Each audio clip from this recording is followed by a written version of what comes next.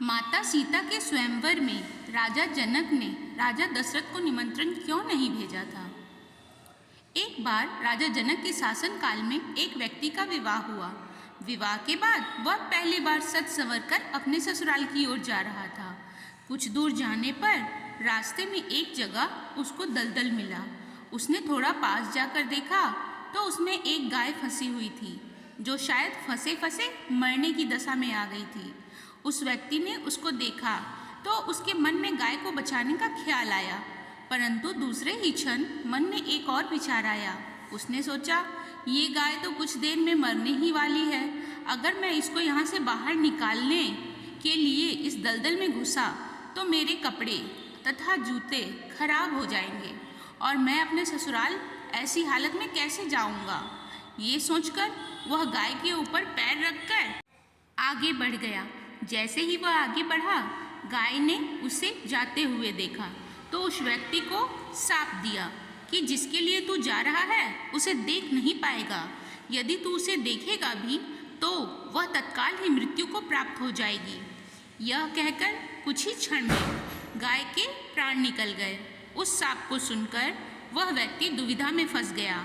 उसे अपने किए पर बहुत पछतावा हो रहा था, परंतु अब कुछ नहीं हो सकता था। जो होना था वो तो हो चुका था। अब वह व्यक्ति गौ शाप से मुक्त होने का विचार करने लगा।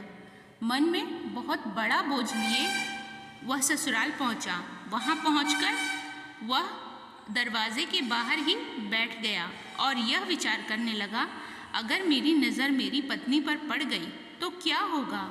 कुछ समय बाद परिवार के अन्य सदस्यों ने उसे घर के अंदर चलने का अनुरोध किया, किंतु वह नहीं गया। रास्ते में जो घटना घटित हुई थी उसके बारे में भी किसी को नहीं बताया। उसके दिमाग में तो गाय के द्वारा दिया गया श्राप बार बार गूंज रहा था। जब उसकी पत्नी को उसके घर के अंदर न आने की बात पता चली तो उसने अपने घर वालों से कहा कि चलो मैं ही चलकर उन्हें घर के अंदर लेकर आती हूँ। पत्नी ने जब जाकर उनसे कहा कि आप घर के अंदर क्यों नहीं आ रहे हो और मैं जो भी बोल रही हूँ उसे सुनकर भी मेरे सामने होते हुए भी मेरी ओर क्यों नहीं देखते हो। वह व्यक्ति अपनी पत्नी की बात सुनने पर भी चुप रहा। काफ़ी अनुरोध करने के बाद उसने रास्ते में घटित सारा वृत्तांत कह सुनाया। पत्नी ने कहा, मैं एक पतिव्रता स्त्री हूँ, ऐसा कैसे हो सकता है? आप मेरी ओर देखो तो सही। उसने अपनी पत्नी की ओर जैसे ही देखा वैसे ही उसकी आंखों की रोशनी चली गई और वह गाय के शापवश अपनी पत्नी को देख ही नहीं सका। उस व्यक्ति की पत्नी भी पतिव्रता थी, इसी कारण उसकी मृत्यु नहीं हुई। यह देखकर पत्नी अपने पति को साथ लेकर राजा जनक के दरबार में गई। वहां जाकर उसने सारा वृत्तांत कह सुनाया। राजा जनक ने राज्य के सभी विद्वानों को सभा में बुलाकर समस्या बताई। उन्होंने अपने दरबार में बैठे हुए ब्राह्मणों को कहा, हे ब्राह्मण देव, गौ शाप से निवृत्ति का कोई सटीक उपाय हो तो बताएं। सभी विद्वानों ने आपस में विचार करके एक उपाय बताया।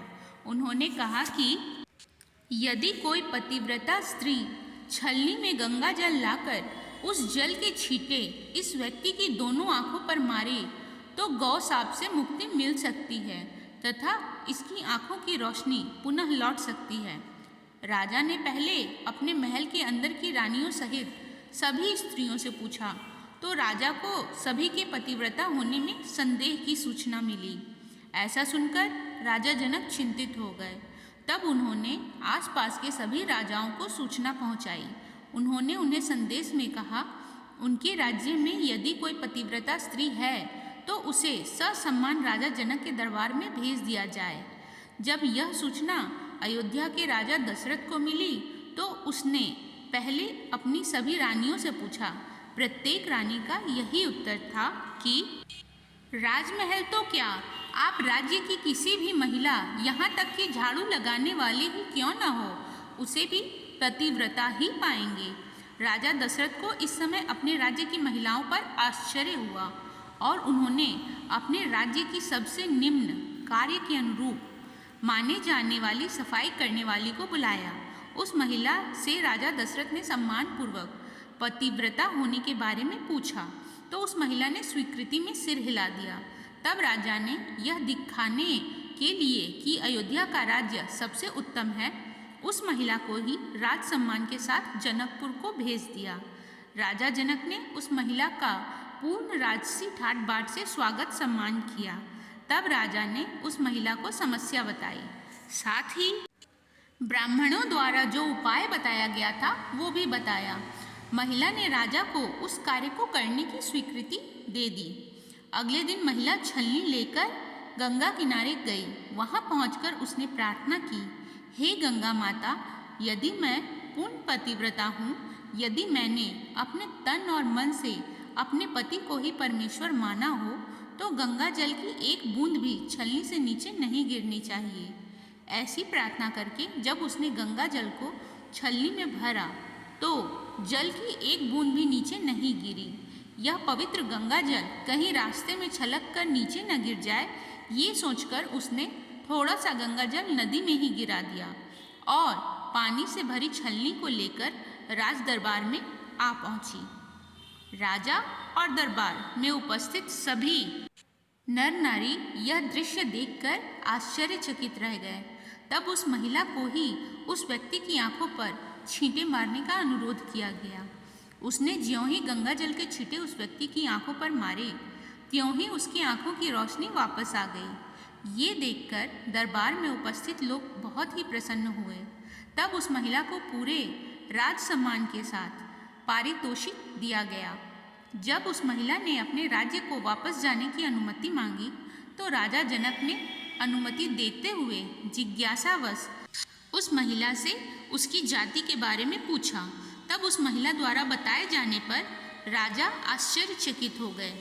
यही कारण था कि सीता स्वयंवर के समय राजा ने सोचा कि जिस राज्य की सफाई करने वाली इतनी पतिव्रता है तो उसका पति कितना शक्तिशाली होगा। यदि राजा दशरथ ने उसी प्रकार के किसी व्यक्ति को स्वयंवर में भेज दिया और अगर उसने धनुष संधान कर लिया तो क्या होगा। राजकुमारी किसी निम्न श्रेणी के व्यक्ति को न वर ले। यही सोचकर राजा जनक ने अयोध्या नरेश राजा दशरथ को निमंत्रण नहीं भेजा, किंतु विधाता की लेखनी को कोई आज तक टाल सका है भला। वही हुआ जो होना था। अयोध्या के राजकुमार वन में विचरण करते हुए अपने गुरु के साथ जनकपुर पहुंच ही गए तथा धनुष तोड़कर राजकुमार राम ने सुकुमारी सीता का वरण कर ही लिया। मित्रों, इसी प्रकार की मनोरंजक तथा ज्ञानवर्धक कहानियाँ सुनते रहने के लिए हमारे वीडियो को लाइक और चैनल को सब्सक्राइब करना ना भूलें। धन्यवाद।